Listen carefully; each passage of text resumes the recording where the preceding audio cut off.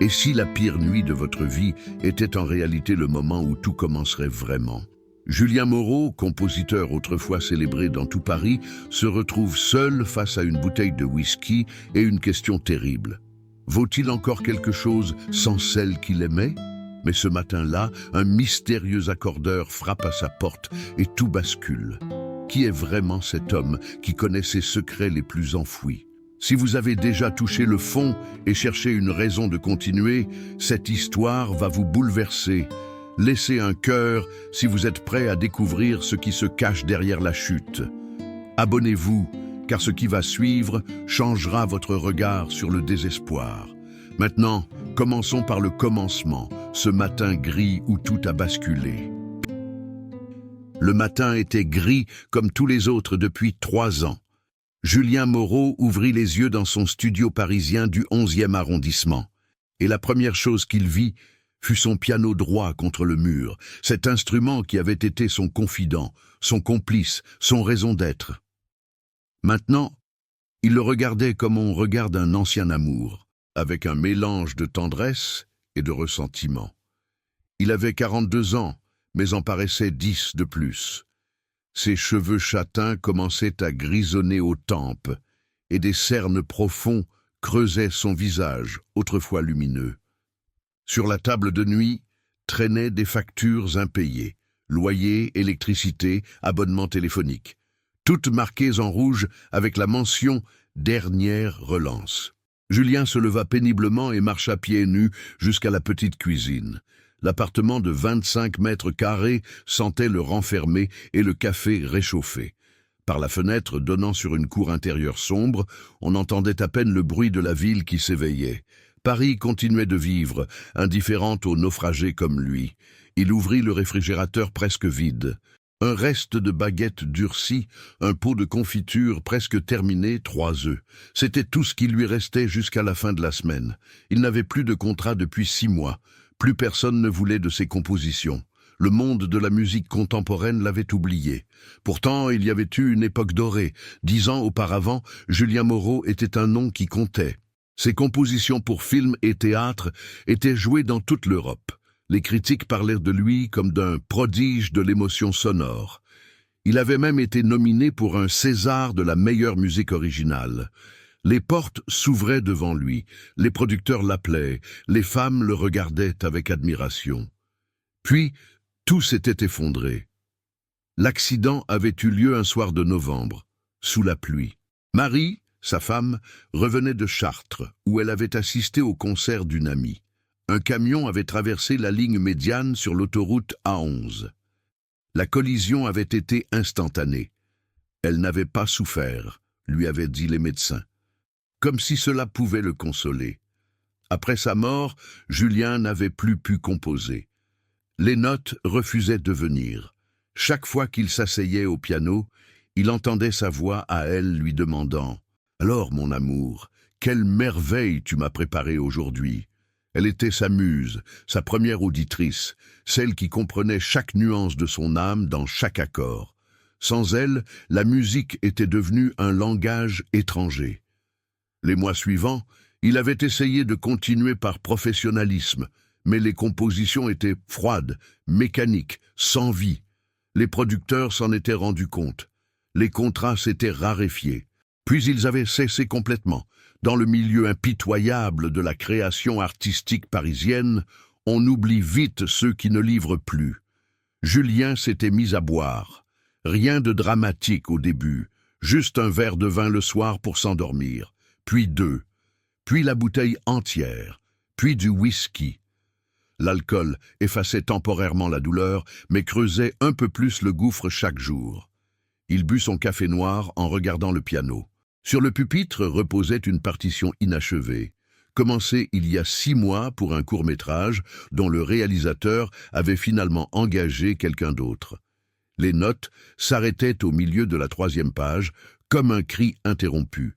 Le téléphone sonna, le faisant sursauter. Il décrocha avec appréhension. « Monsieur Moreau ?» La voix était professionnelle, froide. « Maître Dubois, huissier de justice. Je vous appelle concernant votre dette de loyer. Si vous ne régularisez pas votre situation d'ici vendredi, nous procéderons à l'expulsion. » Julien sentit son estomac se nouer. J'attends un paiement, un contrat. » « Vous avez dit ça le mois dernier, monsieur. Je suis désolé, mais la procédure est engagée. Vendredi, 15 heures. » La communication fut coupée. Julien laissa tomber le téléphone sur le canapé défoncé. Expulsé. Il allait être expulsé. Où irait-il? Il n'avait plus de famille proche. Ses quelques amis du milieu musical s'étaient éloignés, gênés par sa déchéance. Il serait à la rue. Pour la première fois depuis longtemps, il sentit des larmes brûler ses yeux. Mais elles ne venaient pas. Il était trop sec à l'intérieur, trop vide. Même pleurer semblait être un luxe qu'il ne pouvait plus s'offrir. Il s'approcha lentement du piano et souleva le couvercle. Les touches en ivoire jaunies le regardaient comme des dents usées. Il posa ses doigts dessus sans appuyer. Il tremblait légèrement. « Marie » murmura-t-il dans le silence du studio. « Qu'est-ce que je dois faire ?» Comme toujours, seul le silence lui répondit. Il allait refermer le couvercle quand son regard tomba sur une enveloppe coincée entre le piano et le mur. Il ne l'avait jamais remarqué. C'était une vieille enveloppe jaunie, avec son nom écrit à la main d'une écriture élégante qu'il reconnut immédiatement. Celle de Marie. Son cœur s'emballa. Comment cette lettre était-elle arrivée là? Depuis combien de temps était-elle cachée dans cet espace étroit? Avec des mains tremblantes, il décacheta l'enveloppe. À l'intérieur, une lettre datée de 2 semaines avant sa mort. « Mon amour, si tu lis ces mots, c'est que j'ai enfin trouvé le courage de te les laisser quelque part où tu les découvriras un jour. Tu sais que je ne suis pas doué pour parler de choses sérieuses en face, alors j'écris. Je veux que tu saches que ta musique n'a jamais eu besoin de moi. Elle venait de toi, de ce lieu sacré en toi que personne d'autre ne peut atteindre. Je n'étais qu'une oreille chanceuse qui avait le privilège d'écouter. Si un jour je ne suis plus là, et je sais que c'est morbide d'y penser, mais on ne sait jamais ce que la vie nous réserve, je veux que tu continues. Pas pour moi, pour toi, pour cette partie de ton âme qui a besoin de s'exprimer. La musique n'attend personne, mon amour. Elle est comme un fleuve qui coule, avec ou sans nous. La question est, veux-tu nager dedans ou rester sur la berge? Je t'aime, je t'aimerai toujours. Marie. Julien lut et relut la lettre 5 fois. Ses mains ne tremblaient plus. Quelque chose se dénouait dans sa poitrine, comme une corde trop tendue qui se relâche enfin. Il regarda le piano avec des yeux nouveaux. Puis, lentement, presque timidement, il s'assit sur le tabouret usé. Ses doigts se posèrent sur les touches, et il commença à jouer. Les notes étaient hésitantes au début, maladroites comme celles d'un enfant qui réapprend. Puis elles devinrent plus assurées, plus fluides. Une mélodie émergea, triste, belle, pleine de toute la douleur et l'amour qu'il avait enfermé pendant 3 ans. Dans le petit studio gris du 11e arrondissement, sous le ciel parisien qui commençait à se dégager, Julien Moreau redevenait compositeur. Il ne savait pas encore que cette matinée changerait tout, ni que le véritable voyage ne faisait que commencer. Julien joua pendant 2 heures sans s'arrêter. Ses doigts retrouvaient peu à peu leur agilité perdue, comme si la lettre de Marie avait déverrouillé quelque chose de profondément enfoui. Quand il s'arrêta enfin, épuisé mais étrangement vivant, il remarqua que ses joues étaient humides. Il avait pleuré sans s'en rendre compte. On frappa à la porte. 3 coups secs, précis, presque musicaux. Julien fronça les sourcils. Personne ne lui rendait jamais visite. Il s'essuya rapidement le visage et alla ouvrir, s'attendant à voir l'huissier venu en personne. Mais l'homme devant lui n'avait rien d'un huissier. C'était un vieil homme d'au moins 70 ans, vêtu d'un costume 3 pièces anthracite parfaitement ajusté. Ses cheveux blancs étaient peignés en arrière avec soin, et ses yeux d'un bleu délavé semblaient voir au-delà des apparences. Il portait une mallette en cuir usé qui avait l'air d'avoir traversé un siècle. « Monsieur Moreau ?» demanda-t-il avec un léger accent qu'il ne put identifier. « Je suis Monsieur Beaumont. J'ai entendu votre musique depuis la rue. » Julien resta interdit. « Je suis désolé si j'ai dérangé. » Dérangé? Le vieil homme sourit, révélant des dents parfaites. Au contraire, je ne serais pas monté si elle ne m'avait pas appelé. Et puis j'entrai. Il y avait quelque chose d'étrange dans la façon dont cet homme parlait, une autorité tranquille qui rendait difficile le refus. Julien s'écarta pour le laisser passer. Monsieur Beaumont entra lentement, promenant son regard sur le studio misérable avec la même attention qu'il aurait accordée au château de Versailles. Son regard s'arrêta sur le piano. « Un Pleyel, 1952 », murmura-t-il en s'approchant. « Magnifique instrument. Mais il souffre, n'est-ce pas, comme son propriétaire ?» Il posa sa mallette sur la table, encombrée de factures, et l'ouvrit avec des gestes précis. À l'intérieur, des outils d'accordeur parfaitement rangés brillaient dans la lumière pâle du matin. « Je ne vous ai pas appelé, » dit Julien troublé. « Je n'ai pas d'argent pour un accordage. »« Je sais. » Monsieur Beaumont s'assit devant le piano et joua quelques notes. Son visage se plissa. « Votre piano n'a pas été accordé depuis 3 ans. Chaque note est un demi-ton trop basse, comme si l'instrument était en deuil. » Julien sentit un frisson le parcourir. Comment cet homme savait-il pour Marie? « Qui êtes-vous vraiment ?» Le vieil homme sourit encore, ce sourire énigmatique qui semblait contenir 1000 secrets. Un accordeur, mais pas seulement de piano. Je voyage à travers Paris à la recherche d'instruments oubliés et de musiciens perdus, et je les répare. Les deux. Il commença à travailler sur le piano avec une dextérité impressionnante pour son âge. Le silence était seulement ponctué par le tintement métallique des cordes qu'il ajustait. « Vous savez ce que signifie accorder un piano ?» demanda-t-il sans lever les yeux.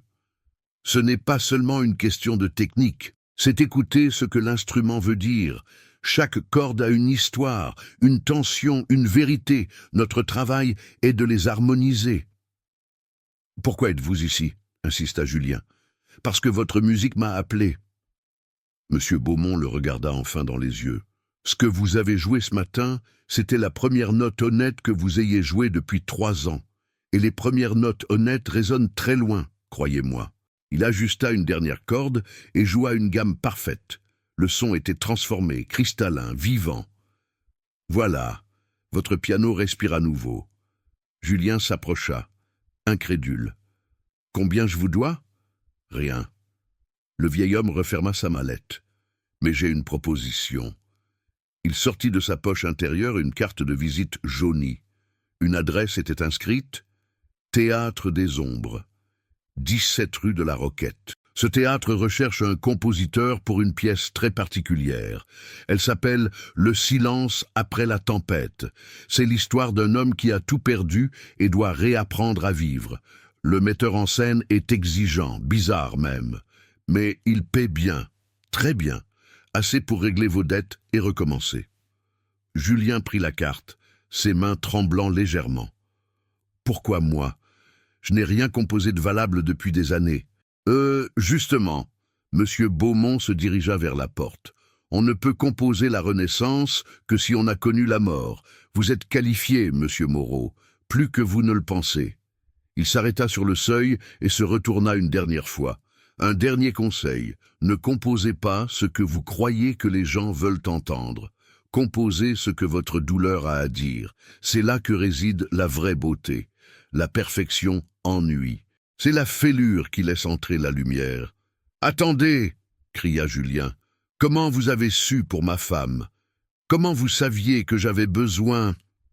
Mais Monsieur Beaumont avait déjà disparu dans l'escalier sombre, comme s'il n'avait jamais été là.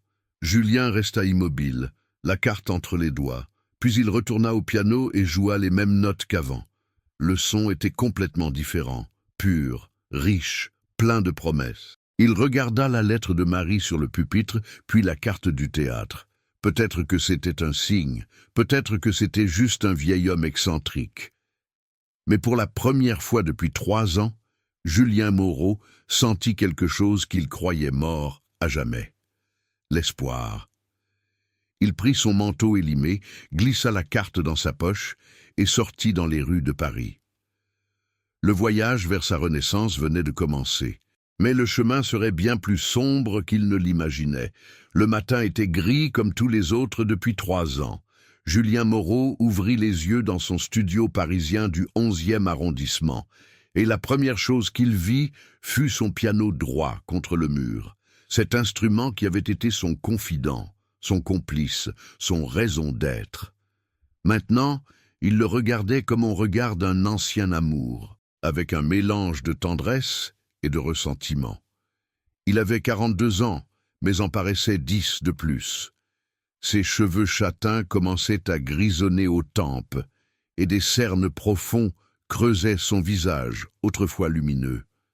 Sur la table de nuit traînaient des factures impayées, loyer, électricité, abonnement téléphonique, toutes marquées en rouge avec la mention « Dernière relance ». Julien se leva péniblement et marcha pieds nus jusqu'à la petite cuisine. L'appartement de 25 mètres carrés sentait le renfermé et le café réchauffé. Par la fenêtre donnant sur une cour intérieure sombre, on entendait à peine le bruit de la ville qui s'éveillait. Paris continuait de vivre, indifférente aux naufragés comme lui. Il ouvrit le réfrigérateur presque vide. Un reste de baguettes durcies, un pot de confiture presque terminé, 3 œufs. C'était tout ce qui lui restait jusqu'à la fin de la semaine. Il n'avait plus de contrat depuis 6 mois. Plus personne ne voulait de ses compositions. Le monde de la musique contemporaine l'avait oublié. Pourtant, il y avait eu une époque dorée. 10 ans auparavant, Julien Moreau était un nom qui comptait. Ses compositions pour films et théâtre étaient jouées dans toute l'Europe. Les critiques parlèrent de lui comme d'un prodige de l'émotion sonore. Il avait même été nominé pour un César de la meilleure musique originale. Les portes s'ouvraient devant lui, les producteurs l'appelaient, les femmes le regardaient avec admiration. Puis, tout s'était effondré. L'accident avait eu lieu un soir de novembre, sous la pluie. Marie, sa femme, revenait de Chartres, où elle avait assisté au concert d'une amie. Un camion avait traversé la ligne médiane sur l'autoroute A11. La collision avait été instantanée. Elle n'avait pas souffert, lui avaient dit les médecins. Comme si cela pouvait le consoler. Après sa mort, Julien n'avait plus pu composer. Les notes refusaient de venir. Chaque fois qu'il s'asseyait au piano, il entendait sa voix à elle lui demandant « Alors, mon amour, quelle merveille tu m'as préparée aujourd'hui !» Elle était sa muse, sa première auditrice, celle qui comprenait chaque nuance de son âme dans chaque accord. Sans elle, la musique était devenue un langage étranger. Les mois suivants, il avait essayé de continuer par professionnalisme, mais les compositions étaient froides, mécaniques, sans vie. Les producteurs s'en étaient rendus compte. Les contrats s'étaient raréfiés. Puis ils avaient cessé complètement. Dans le milieu impitoyable de la création artistique parisienne, on oublie vite ceux qui ne livrent plus. Julien s'était mis à boire. Rien de dramatique au début, juste un verre de vin le soir pour s'endormir, puis 2, puis la bouteille entière, puis du whisky. L'alcool effaçait temporairement la douleur, mais creusait un peu plus le gouffre chaque jour. Il but son café noir en regardant le piano. Sur le pupitre reposait une partition inachevée, commencée il y a 6 mois pour un court-métrage dont le réalisateur avait finalement engagé quelqu'un d'autre. Les notes s'arrêtaient au milieu de la 3e page, comme un cri interrompu. Le téléphone sonna, le faisant sursauter. Il décrocha avec appréhension. « Monsieur Moreau ?» La voix était professionnelle, froide. « Maître Dubois, huissier de justice. Je vous appelle concernant votre dette de loyer. Si vous ne régularisez pas votre situation d'ici vendredi, nous procéderons à l'expulsion. » Julien sentit son estomac se nouer. « J'attends un paiement, un contrat. » « Vous avez dit ça le mois dernier, monsieur. Je suis désolé, mais la procédure est engagée. Vendredi, 15 heures. » La communication fut coupée. Julien laissa tomber le téléphone sur le canapé défoncé. Expulsé. Il allait être expulsé. Où irait-il? Il n'avait plus de famille proche. Ses quelques amis du milieu musical s'étaient éloignés, gênés par sa déchéance. Il serait à la rue. Pour la première fois depuis longtemps, il sentit des larmes brûler ses yeux. Mais elles ne venaient pas. Il était trop sec à l'intérieur, trop vide. Même pleurer semblait être un luxe qu'il ne pouvait plus s'offrir. Il s'approcha lentement du piano et souleva le couvercle. Les touches en ivoire jaunies le regardaient comme des dents usées. Il posa ses doigts dessus sans appuyer. Il tremblait légèrement. « Marie », murmura-t-il dans le silence du studio. « Qu'est-ce que je dois faire ?» Comme toujours, seul le silence lui répondit. Il allait refermer le couvercle quand son regard tomba sur une enveloppe coincée entre le piano et le mur. Il ne l'avait jamais remarqué. C'était une vieille enveloppe jaunie, avec son nom écrit à la main d'une écriture élégante qu'il reconnut immédiatement. Celle de Marie. Son cœur s'emballa. Comment cette lettre était-elle arrivée là? Depuis combien de temps était-elle cachée dans cet espace étroit? Avec des mains tremblantes, il décacheta l'enveloppe. À l'intérieur, une lettre datée de 2 semaines avant sa mort. « Mon amour, si tu lis ces mots, c'est que j'ai enfin trouvé le courage de te les laisser quelque part où tu les découvriras un jour. Tu sais que je ne suis pas doué pour parler de choses sérieuses en face, alors j'écris. Je veux que tu saches que ta musique n'a jamais eu besoin de moi. Elle venait de toi, de ce lieu sacré en toi que personne d'autre ne peut atteindre. Je n'étais qu'une oreille chanceuse qui avait le privilège d'écouter. Si un jour je ne suis plus là, et je sais que c'est morbide d'y penser, mais on ne sait jamais ce que la vie nous réserve, je veux que tu continues. Pas pour moi, pour toi, pour cette partie de ton âme qui a besoin de s'exprimer. La musique n'attend personne, mon amour. Elle est comme un fleuve qui coule, avec ou sans nous. La question est, veux-tu nager dedans ou rester sur la berge? Je t'aime, je t'aimerai toujours. Marie. Julien lut et relut la lettre 5 fois. Ses mains ne tremblaient plus. Quelque chose se dénouait dans sa poitrine, comme une corde trop tendue qui se relâche enfin. Il regarda le piano avec des yeux nouveaux. Puis, lentement, presque timidement, il s'assit sur le tabouret usé.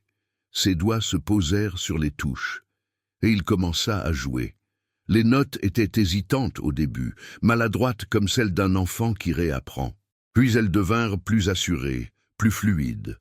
Une mélodie émergea, triste, belle, pleine de toute la douleur et l'amour qu'il avait enfermé pendant 3 ans. Dans le petit studio gris du 11e arrondissement, sous le ciel parisien qui commençait à se dégager, Julien Moreau redevenait compositeur. Il ne savait pas encore que cette matinée changerait tout, ni que le véritable voyage ne faisait que commencer.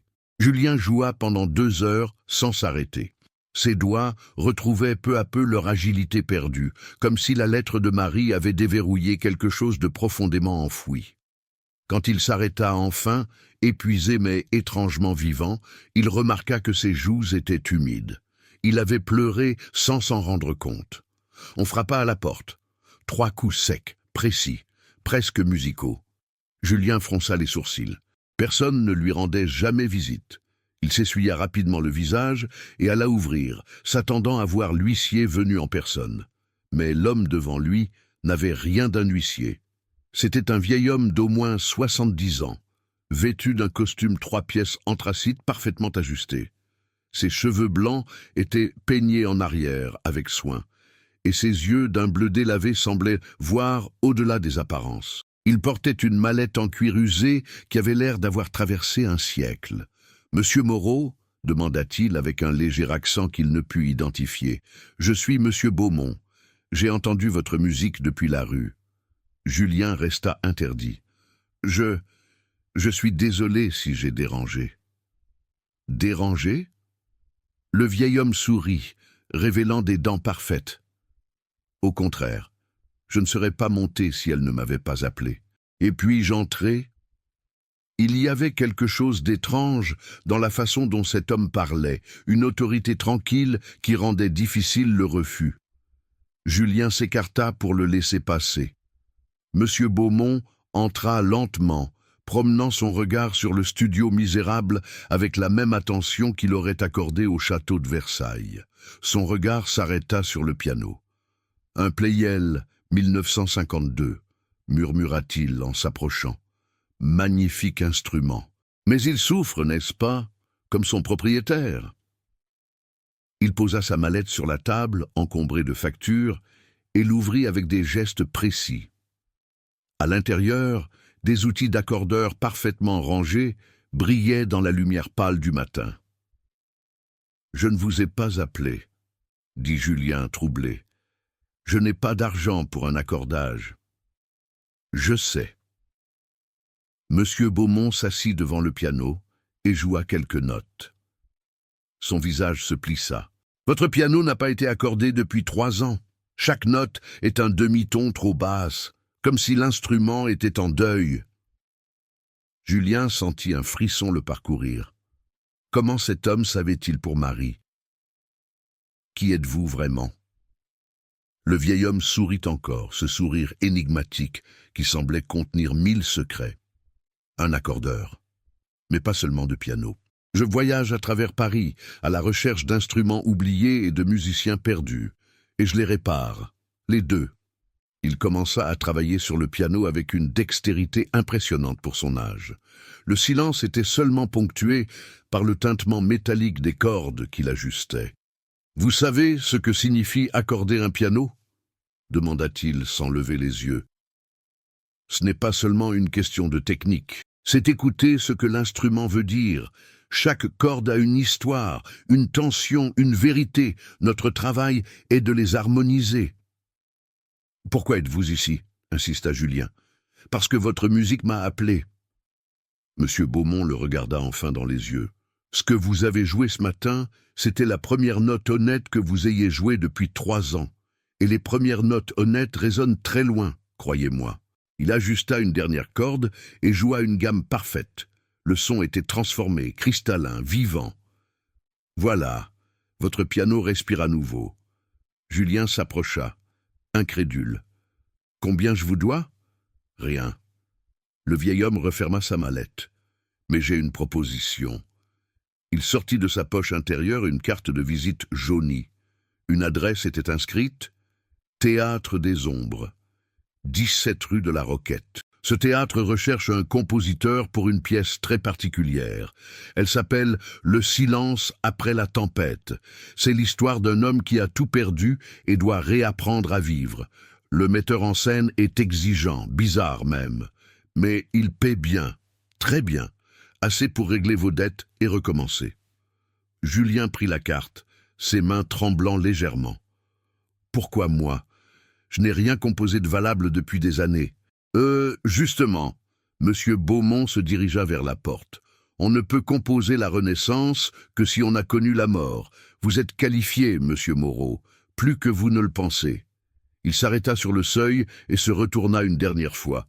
Un dernier conseil, ne composez pas ce que vous croyez que les gens veulent entendre. Composez ce que votre douleur a à dire. C'est là que réside la vraie beauté. La perfection ennuie. C'est la fêlure qui laisse entrer la lumière. « Attendez !» cria Julien. « Comment vous avez su pour ma femme? Comment vous saviez que j'avais besoin ?» Mais Monsieur Beaumont avait déjà disparu dans l'escalier sombre, comme s'il n'avait jamais été là. Julien resta immobile, la carte entre les doigts, puis il retourna au piano et joua les mêmes notes qu'avant. Le son était complètement différent, pur, riche, plein de promesses. Il regarda la lettre de Marie sur le pupitre, puis la carte du théâtre, l'espoir. Il prit son manteau élimé, glissa la carte dans sa poche et sortit dans les rues de Paris. Le voyage vers sa renaissance venait de commencer, mais le chemin serait bien plus sombre qu'il ne l'imaginait.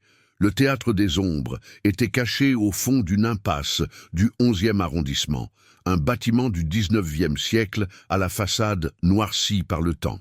Une enseigne en fer forgé grinçait doucement dans le vent d'automne. Julien poussa la lourde porte en bois et pénétra dans un hall sombre qui sentait le velours ancien et la poussière. Une femme d'une 40aine d'années l'attendait derrière un bureau encombré de partitions. Ses cheveux noirs étaient tirés en chignon strict et ses yeux noisettes le jaugeaient avec une intensité dérangeante. « Monsieur Moreau, je présume. Je suis Isabelle Arnaud, la directrice. Monsieur Beaumont m'a prévenu de votre venue. » Vous le connaissez? Elle eut un sourire énigmatique. Tout le monde connaît M. Beaumont dans le milieu. Personne ne sait vraiment qui il est. Elle le conduisit dans la salle de répétition. Le metteur en scène, un homme d'une 50aine d'années au regard fiévreux nommé Damien Valois, lui expliqua le projet. La pièce racontait l'histoire d'un veuf incapable de faire son deuil, hanté par les souvenirs de sa femme disparue. Julien sentit son sang se glacer. C'était son histoire, exactement son histoire. Comment avez-vous eu l'idée de cette pièce ? Demanda-t-il, la voix tremblante. Valois le regarda intensément. Les meilleures histoires ne s'inventent pas, monsieur Moreau. Elles nous choisissent. Vous êtes parfait pour ce projet parce que vous êtes ce projet. Julien signa le contrat le soir même. L'avance était généreuse, assez pour payer son loyer en retard et vivre 6 mois. Il avait 4 semaines pour composer l'intégralité de la musique. Les premiers jours furent miraculeux. Julien composait jour et nuit, les notes coulaient comme elle ne l'avait plus fait depuis des années. Il puisait dans sa douleur, sa colère, son désespoir. Chaque morceau était une plaie ouverte, mais c'était exactement ce que Valois voulait. « Magnifique !» murmurait le metteur en scène à chaque nouvelle composition. « Continue de creuser, plus profond, plus noir. » Mais quelque chose commença à se fissurer. Julien ne dormait plus. Il se réveillait en sueur au milieu de la nuit, entendant la voix de Marie l'appeler. Il la voyait assise au piano, lui souriant comme avant. Quand il tendait la main, elle disparaissait. Il se remit à boire. D'abord pour calmer les tremblements, puis pour oublier, puis simplement parce qu'il ne pouvait plus s'arrêter. Un soir, 2 semaines avant la première, Valois vint le voir dans le studio qu'il lui avait prêté au théâtre. « Julien, il faut qu'on parle. » Le compositeur leva vers lui des yeux injectés de sang. Des bouteilles vides jonchaient le sol. « Les dernières compositions, elles sont creuses, tu n'y es plus. Qu'est-ce qui se passe ?»« Je ne peux plus, » murmura Julien. « Chaque note que je compose me tue un peu plus. C'est comme si je devais tuer Marie encore et encore pour créer cette musique. C'est le prix de l'art véritable, » dit froidement Valois. « Tu croyais quoi? Qu'on pouvait créer quelque chose de grand sans sacrifice? Vous ne comprenez pas. » Julien se leva brutalement, renversant une bouteille. « Vous m'avez embauché pour ma douleur, comme si j'étais un animal de cirque. Venez voir l'homme brisé composer sa propre destruction. Je t'ai embauché pour ta vérité. » « Ma vérité ?» Julien éclata d'un rire amer. « Ma vérité, c'est que je suis un imposteur. J'ai toujours été un imposteur. Marie était mon talent.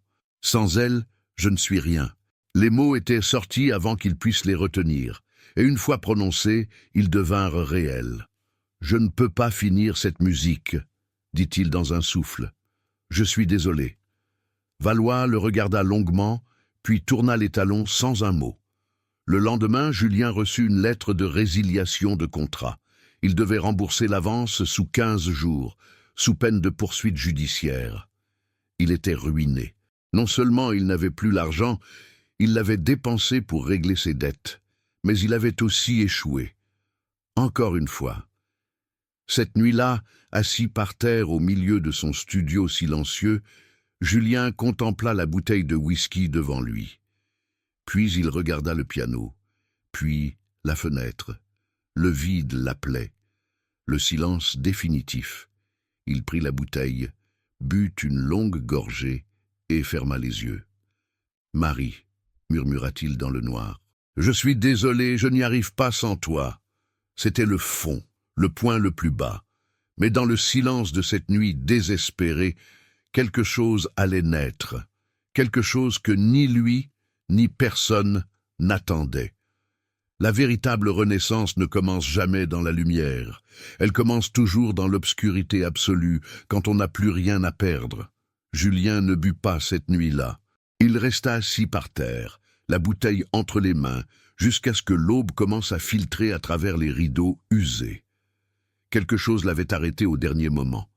Pas la raison, pas l'espoir, mais une question simple et dévastatrice. Et si Marie avait tort? Et si elle s'était trompée dans sa lettre? Et si sa musique n'avait jamais existé sans elle?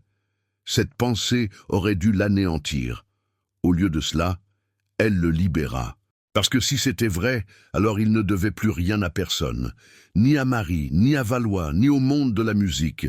Il était libre d'échouer, libre d'être médiocre, libre d'être simplement humain. Il posa la bouteille et se leva, les jambes engourdies. Puis il fit quelque chose qu'il n'avait pas fait depuis des années. Il sortit marcher sans but dans Paris. Il traversa le Marais endormi, longea la Seine où les premières péniches commençaient à s'animer. Il marcha jusqu'à l'île de la Cité, jusqu'à Notre-Dame encore en reconstruction. Les échafaudages entouraient la cathédrale blessée comme un squelette métallique. Un vieil homme était assis sur un banc près du parvis, nourrissant les pigeons. Julien mit quelques secondes avant de le reconnaître.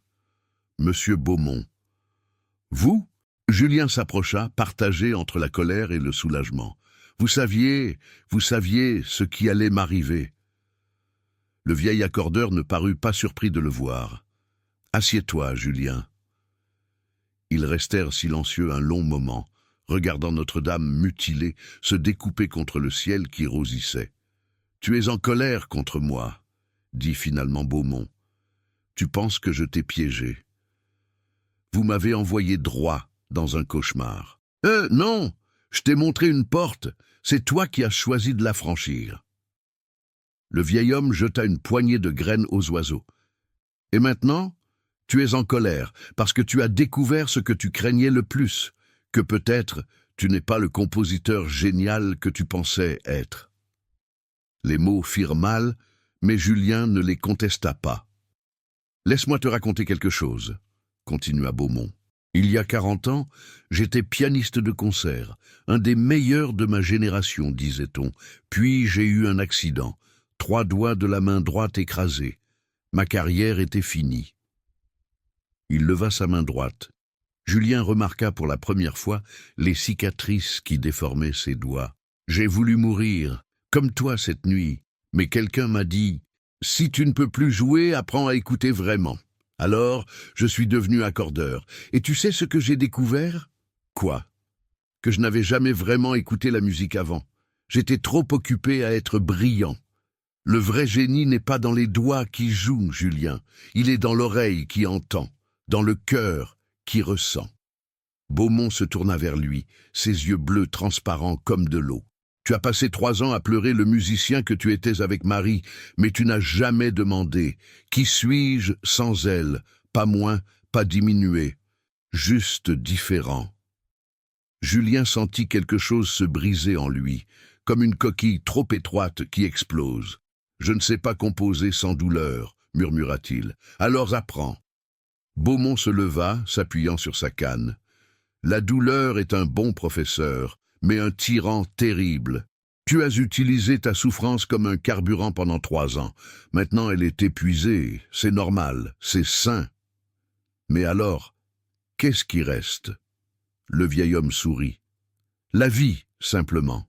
Les pigeons qu'on nourrit le matin, le café qui refroidit, les lumières de Paris qui s'allument le soir, la beauté ordinaire, elle aussi mérite d'être composée. » Il posa une main sur l'épaule de Julien.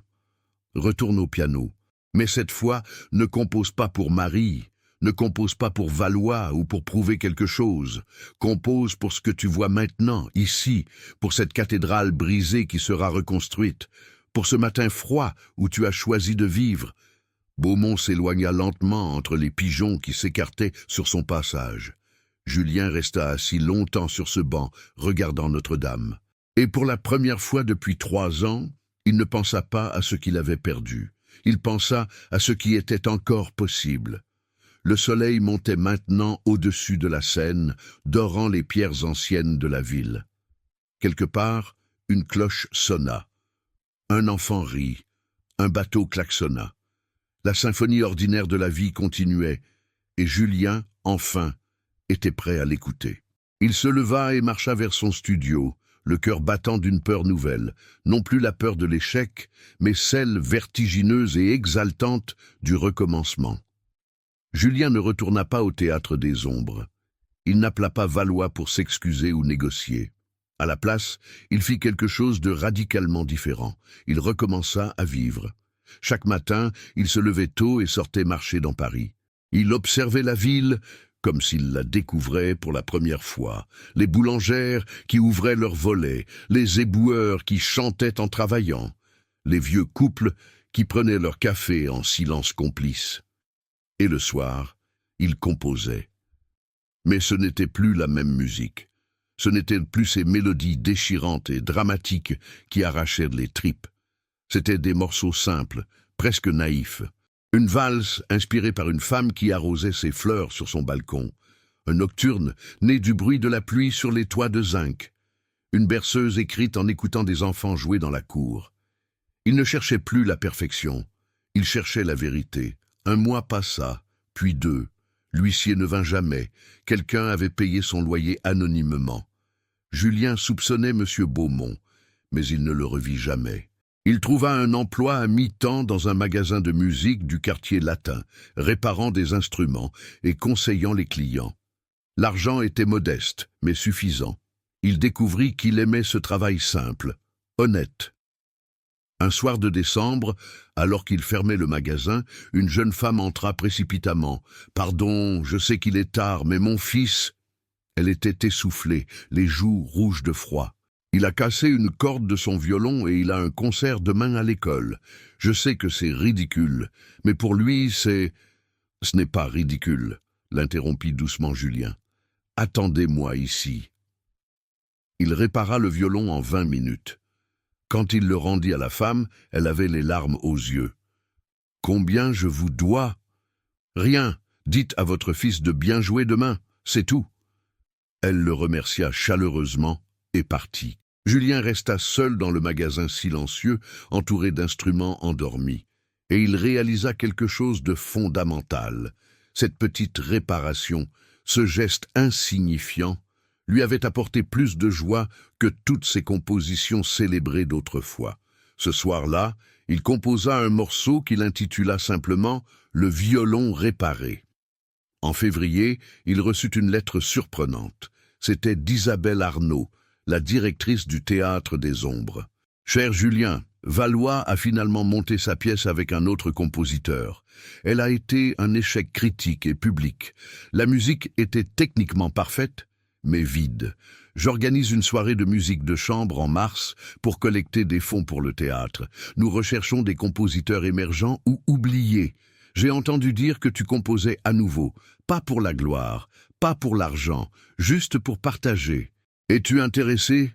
Julien relut la lettre 3 fois, puis il regarda les partitions accumulées sur son piano, ces petits morceaux fragiles et imparfaits, nés de la vie quotidienne. Il répondit oui. Le soir du concert, la petite salle du théâtre était à moitié vide. Une cinquantaine de personnes tout au plus, des habitués du quartier, des étudiants, quelques curieux. Julien joua 6 morceaux. Aucun ne durait plus de 3 minutes. Il parlait de choses simples, un chat endormi au soleil, le dernier métro de la nuit, une conversation surprise dans un café. Ce n'était pas grandiose. Ce n'était pas révolutionnaire. Mais c'était vrai. Quand il termina, il y eut un silence. Puis des applaudissements, pas frénétiques, mais chaleureux, sincères. Une femme âgée au premier rang pleurait doucement. Après le concert, plusieurs personnes vinrent lui parler. Un jeune homme lui dit que son nocturne lui avait rappelé sa grand-mère décédée. Une professeure de piano lui demanda s'il acceptait de donner des cours. Et tout au fond de la salle, appuyé contre le mur, M. Beaumont souriait. Leurs regards se croisèrent. Le vieil accordeur leva son verre en silence, puis disparut dans la foule. Cette nuit-là, en rentrant chez lui sous la neige légère qui commençait à tomber sur Paris, Julien pensa à Marie. Non plus avec douleur, mais avec gratitude. Elle avait fait partie de sa musique, oui, mais elle n'était pas sa musique. Il était sa musique. Avec ses fêlures, ses silences, ses fausses notes et ses moments de grâce. Dans son studio, il s'assit au piano et joua quelques accords. Puis il ouvrit un nouveau cahier de partitions. En haut de la première page, il écrivit « Symphonie des jours ordinaires, mouvement 1 ». Le matin où j'ai choisi de vivre, les notes vinrent facilement, naturellement, pas parfaites, mais vivantes. Dehors, Paris dormait sous son manteau de neige, et dans un petit studio du 11e arrondissement, un compositeur autrefois perdu avait enfin trouvé sa voix. Non pas celle qu'il avait perdue, mais celle qu'il n'avait jamais su qu'il possédait. Et si la vraie renaissance n'avait jamais été celle que vous attendiez? Après avoir tout perdu, Julien se retrouve face à un choix impossible. Continuer à composer sa douleur ou apprendre à écouter ce que la vie murmure dans le silence. Mais ce que ce vieil accordeur mystérieux lui révèle, au bord de la scène, va briser toutes ses certitudes sur le talent, l'amour et ce qui donne vraiment un sens à l'existence. La réponse n'est pas celle que vous imaginez, et elle pourrait bien changer votre propre vie aujourd'hui. Si cette histoire vous a touché, laissez un commentaire en partageant ce que vous avez appris. Votre expérience peut inspirer quelqu'un qui en a besoin maintenant. Abonnez-vous, car chaque semaine, nous explorons ces vérités qui transforment les âmes brisées en œuvres d'art vivantes. Et maintenant, découvrons ensemble comment Julien a trouvé sa véritable voie dans l'ordinaire.